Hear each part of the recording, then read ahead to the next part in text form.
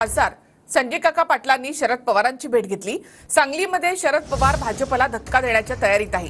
पुण्यामधील मोदी बागेत संजय काका पाटील आणि शरद पवारांची भेट झाली आहे। संजय काकांच्या भेटीमागचं कारण मात्र अद्याप गुलदस्त्यात आहे। थेट आपण माहिती घेऊयात आमचे प्रतिनिधी योगेश बोरसे यांच्याकडून। योगेश, संजय काका पाटलांनी नेमकी शरद पवारांची भेट का घेतली? शरद पवार आज पुणे दौऱ्यावरती होते आणि पुणे दौऱ्यामध्ये मोदी बागेत ते विविध कार्यकर्त्यांची पदाधिकाऱ्यांची भेटीगाठी घेत होते। मात्र यामध्ये सांगलीचे माजी खासदार भाजपचे माजी खासदार संजय काका पाटील यांनी सुद्धा काही वेळापूर्वीच शरद पवारांची भेट घेतलेली आहे आणि साधारणतः अर्धा तास संजय काका पाटील आणि शरद पवार यांच्यामध्ये चर्चा सुरू होती।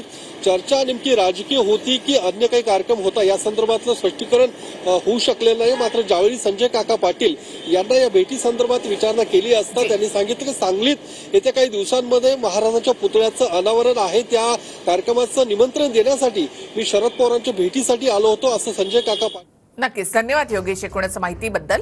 तर संजय काका पाटलांनी आज शरद पवारांची भेट घेतल्यानंतर राजकीय वर्तुळामध्ये अनेकांच्या भुवया उंचावल्या।